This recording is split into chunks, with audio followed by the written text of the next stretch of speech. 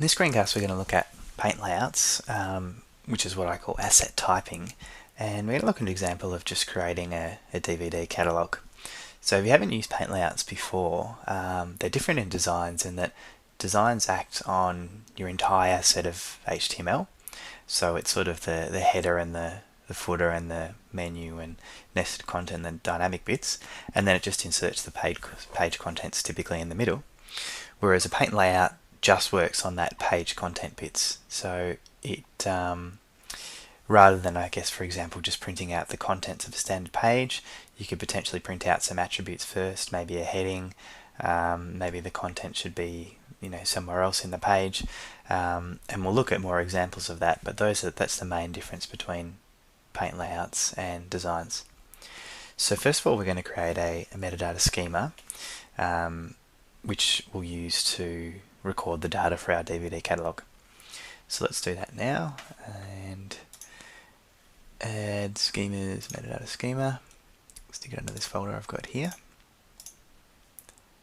and we'll call this one DVD catalogue.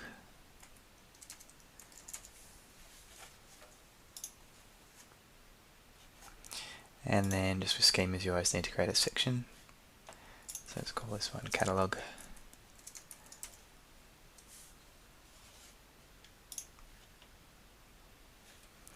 Alright, now within the catalogue section, we'll add a date field, and here it is. We'll call this one release.date. You can have spaces in these fields, but it's just a bit easier if you use dots instead when you come to use the keywords later on.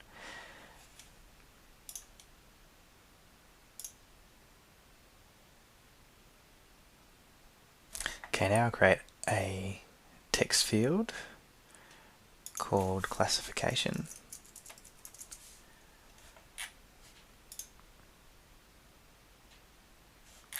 And then a select field called genre.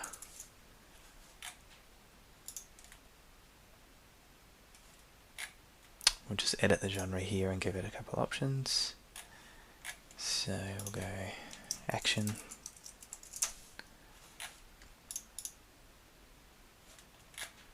and drama.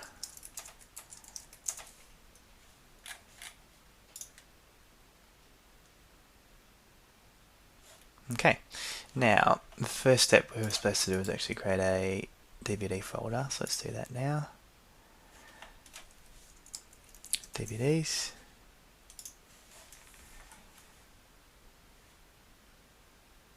And now that we have that folder, we'll just apply the metadata schema we created before.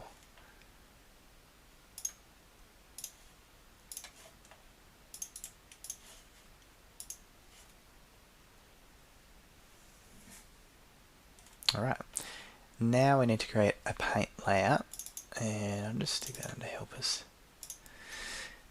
So we've got layouts, paint layout, and we'll call that one catalogue.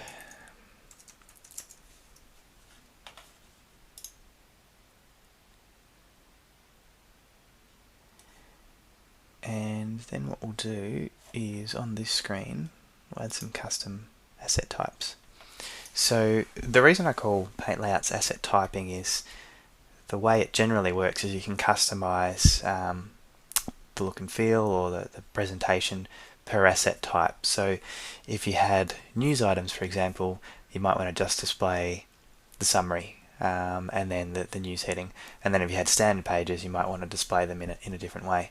So I guess that the power of paint layouts comes out by being able to customize the presentation and the functionality per asset type, and that's kind of what we're going to do in this example. So we're going to use two asset types, and one is a multiple page, just that one there. Multiple page being the child of a multiple page. Love the naming convention there. And we'll also add a news item.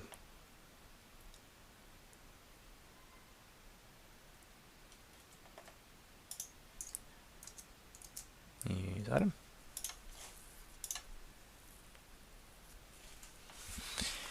And then we'll apply this paint layout to the DVDs folder.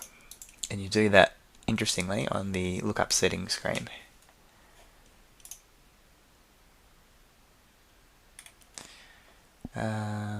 Okay, so thankfully you can apply paint layouts per asset now. It used to be per URL, which was a real nightmare, but I fixed that, which is nice. So okay, it's applied to the DVDs folder. Now what we'll do is just actually add a few DVDs. So one of the weird things, I guess, about paint layouts and asset typing is that because there's not an unlimited number of assets in Matrix, you sort of have to be a bit forgiving in the types of assets you use for the type of content that you need to hold. So in Matrix we don't actually have a DVD asset, and yes, I suppose you could create a custom asset for that, but then you'd have to customize your system. So what you need to do is sort of analyze, well, okay, I need to create a DVD and it's got to have these attributes. What's going to be the most appropriate asset type to use? In this example, I've just picked news items assets. News item assets are quite good because you've got two WYSIWYG editors. They're pretty much the only asset to have those two WYSIWYG editors, and you've got some other attributes to use. So it can just potentially save you from having to create additional metadata fields, and you can add all those stuff on the creation screen and on the detail screen. So we'll pick news items in this case, and what we'll do is add the 3 DVDs in here. So news item, and okay, in my instructions I've said the news headline should be the title of the movie. So let's do The Dark Knight as the first one, and then I've said the summary should be a brief synopsis.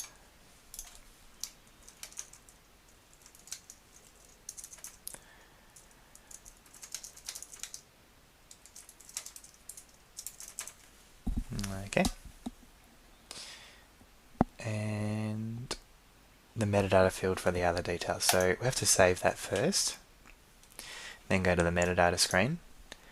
You could probably build an asset builder for this though if you wanted to. So if you wanted your users to be adding a lot of this data, you could create an asset builder which had the metadata schema applied to it, customize the look and feel, and then you could even rename the field. So rather than summary, you could actually call it synopsis, and rather than news headline, you could call it movie title or something like that. So okay, classification, give it an M. Genre can be action, and release date, we'll go 2008. Alright, so that's the first one, and just bear with me while I do the next two. So another news item, and this one will go Fight Club.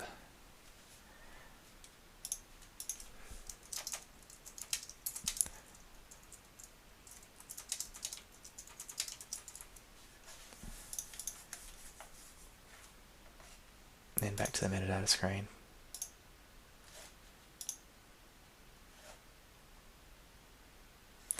And that one was done in 98, which we don't have here. So you can change these if you need to in the actual metadata schema. And let's just do that now because I missed that step earlier. Okay, DVD catalog. Yep, that's fine. Edit the release date. Okay, so just in here,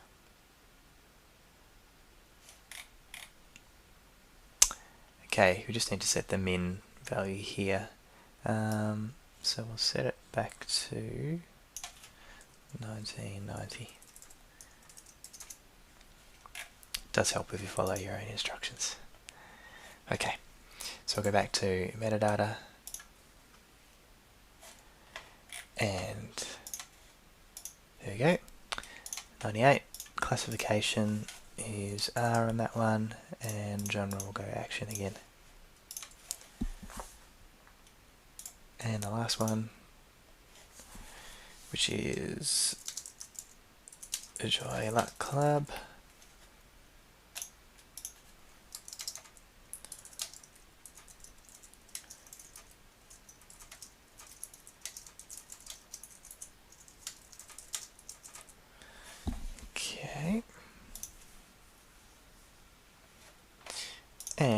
metadata.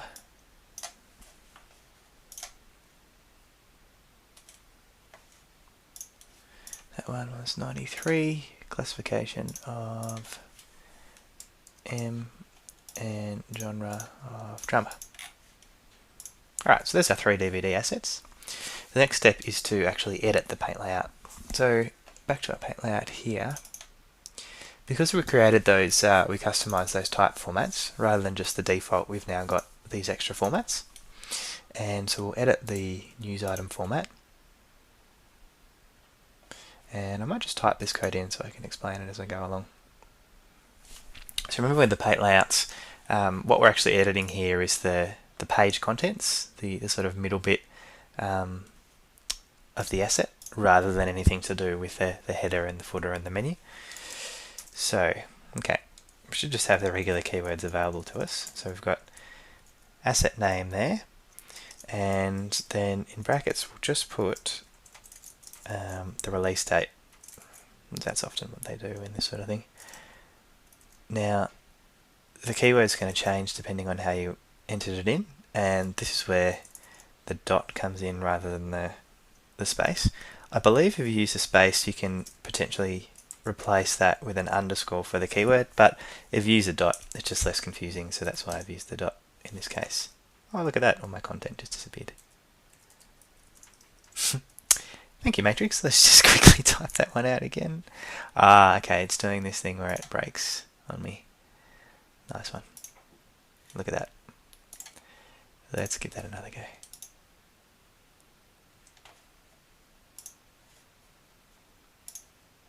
Alright, attempt number 2. H1 asset underscore name, asset metadata release dot date.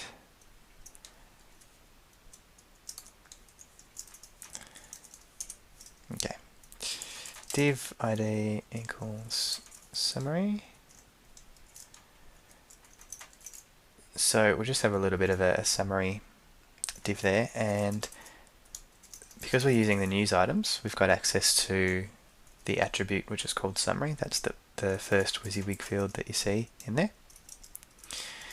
And then we'll use a definition list just to have our other fields, so the type of DVD that it is, which doesn't matter too much at the moment because we haven't added anything else. So that's just going to be a movie. You can hard code that because this is just in the news item format. And in the classification,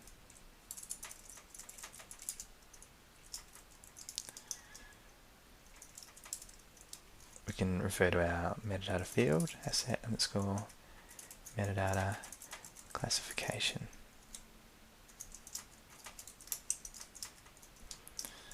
Let's just copy that before I save, just a little bit nervous on that one.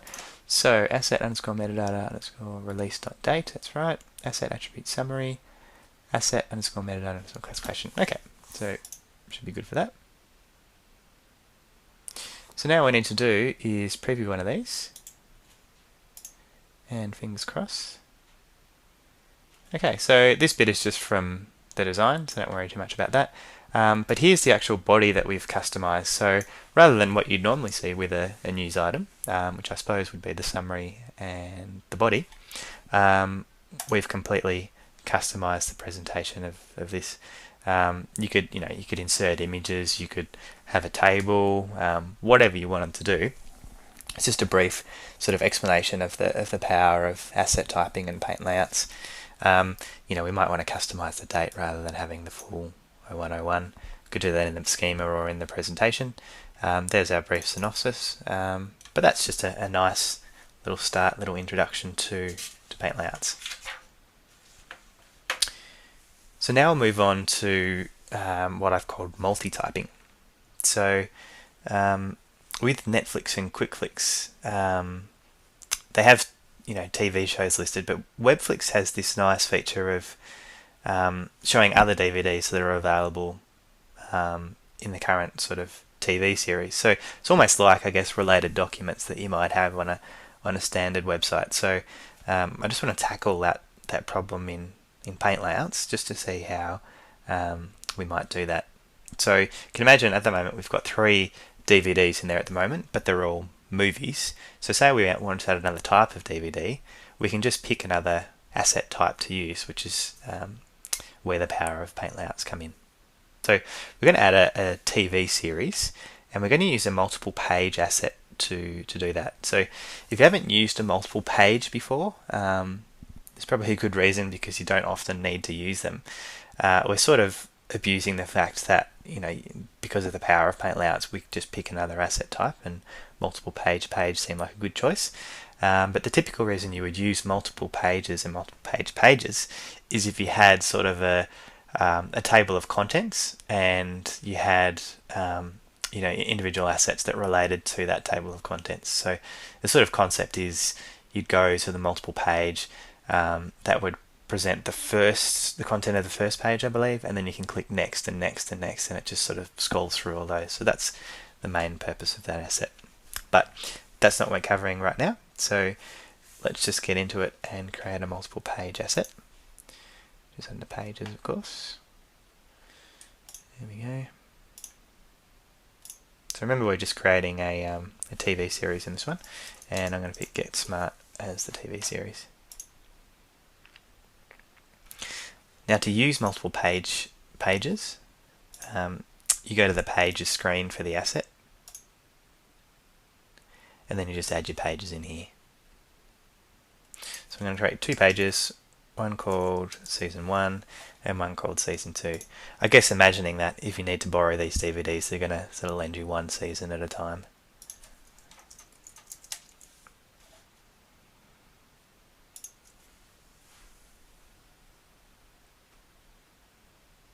Okay, now I also need to populate the metadata, so I'll go back to the metadata for the multiple page. Okay, so quite a lot.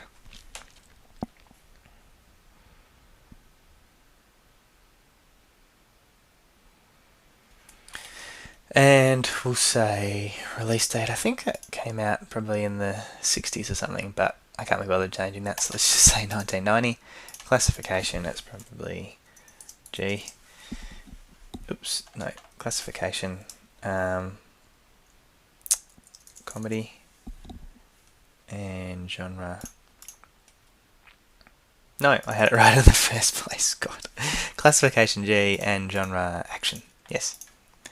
Very good. Okay, so we'll go back to our paint layout, and we'll edit the multiple page format.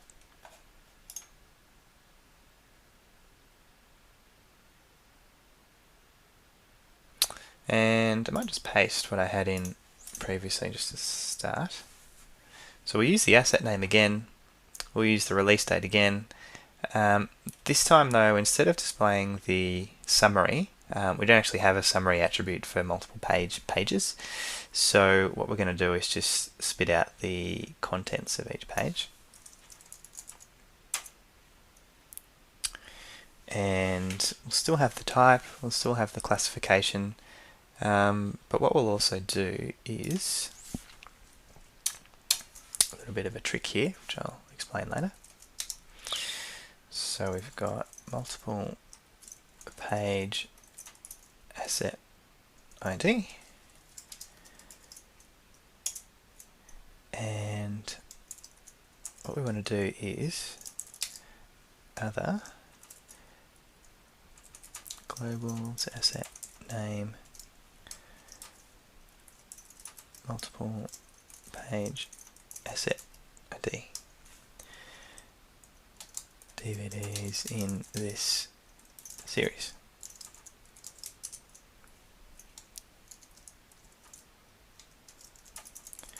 Alright, so now I've got a bit of explaining to do here. Let's start with the easy bit first. The TOC unordered is table of contents unordered. So that's a keyword that's available to multiple page and multiple pages. So remember the concept I explained is that you typically sort of hit next. The TOC unordered is actually, listing a table of contents, which in our case is seasons 1 and season 2. So it just allows you to see, well, I'm looking at season 1, what other DVDs are there available in this series. And then this one's a little bit trickier. So what we're doing here is a two-step process. The purpose is we want to say other GetSmart DVDs in this series. So that's what we want to achieve. The problem is that when we're viewing this asset, we're going to actually be either here or here. So we sort of need to get the parent, the name of the parent. Fortunately, in this case, there is a way to do that without an asset listing. So typically, you've got this global keyword, and I might just type it out at the bottom here so I can explain it. There's this global keyword where you can go the asset name, and then you can specify the asset ID, so 1, 2, 3, 4, like that. What that's actually going to do is grab the asset name for the asset with an ID of 1, 2, 3, 4. So that's what we want to get to. Now, there's a keyword here that we can use, and that'll actually find that asset ID. So multiple page asset ID is actually getting the asset ID of the parent. So what we're doing is a bit tricky. We're nesting keywords. You need to put this one in first just so Matrix can render it and it knows what it is. And then we get down here and it goes, alright, we need the global asset name for this particular asset ID. Because it's rendered up here, it sort of spits it out before it prints out this one. And then that's how we get our GetSmart asset name. So pretty tricky, pretty clever when I thought of it, but you probably wouldn't need to use that often, but it's just a nice little trick to know. So anyway, that's the explanation of that. So let's just ensure that I've got that, save. Alright, now just before we do that, I'm going to put in some content in here. So content for season 1 of GetSmart.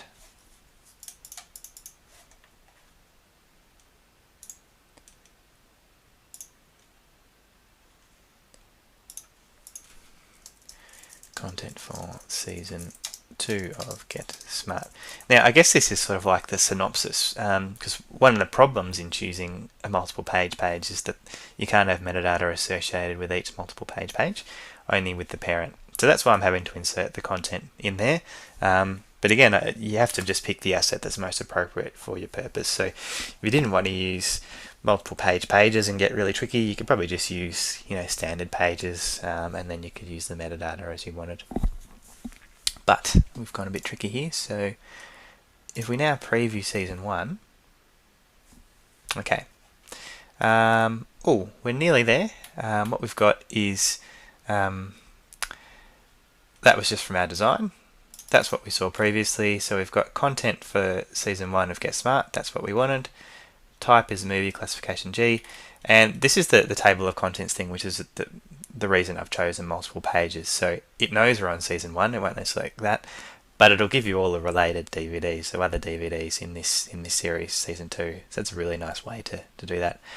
We've obviously just got a small problem with our name here. So let's just jump back to the paint layout and see where there's a typo in there.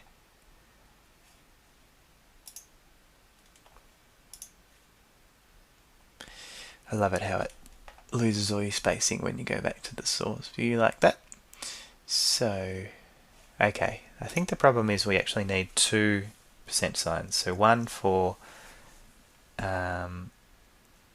globals and one for multiple page asset ID. So let's just save that and give it a go.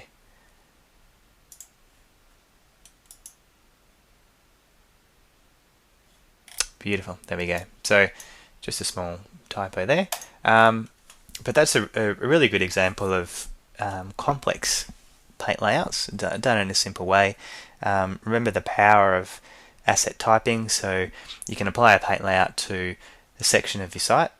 Wouldn't recommend applying it to your whole site, but a section like DVDs, and then you can pick, well, we're going to use news items for movies, and we're going to use multiple pages for this type, we're going to use standard pages for this type, and then you can completely change the look and feel of each